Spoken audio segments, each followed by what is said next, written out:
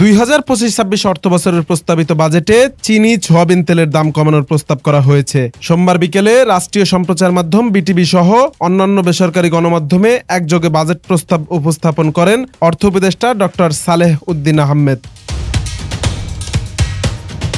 এটি অন্তর্বর্তীকালীন সরকারের প্রথম বাজেট। এর আগে সাবেক তত্ত্বাবধায়ক সরকারের অর্থ উপদেষ্টা এবি মির্জা মোহাম্মদ আজিজুল ইসলাম 2007-08 ও 2008-09 অর্থবছরের বাজেট টেলিভিশন ও বেতারের মাধ্যমে ঘোষণা করেছিলেন।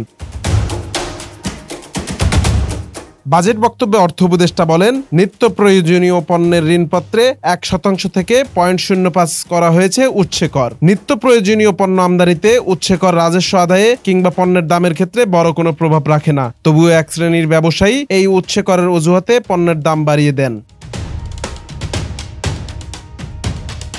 বিষয়টি বিবেচনায় নিয়ে আসন্ন বাজেটে উৎসে কর বা সোর্স ট্যাক্স কমানোর সিদ্ধান্ত নেওয়া হয়েছে। বাজেটে নিত্য প্রয়োজনীয় পণ্যের মূল্য সহনীয় রাখতে স্থানীয় ঋণপত্রের কমিশনের উৎসে কর কমিয়ে অর্ধেক করা হচ্ছে। বর্তমানে 1% উৎসে কর রয়েছে। এতে করে দাম কমে যাবে ধান, গম, আলু, পেঁয়াজ, রসুন, মটরশুঁটি, ছোলা, মসুর ডাল, আদা, হলুদ, শুকনো মরিচ, ডাল, ভুট্টা, মোটা আটা, আটা, লবণ, চিনি, ভোজ্য তেল, কালো গোলমরিচ, দারুচিনি, বাদাম, লবঙ্গ, খেজুর, ক্যাসিয়া পাতা, কম্পিউটার ও কম্পিউটারের যন্ত্রাংশ এবং সব ধরনের ফলের।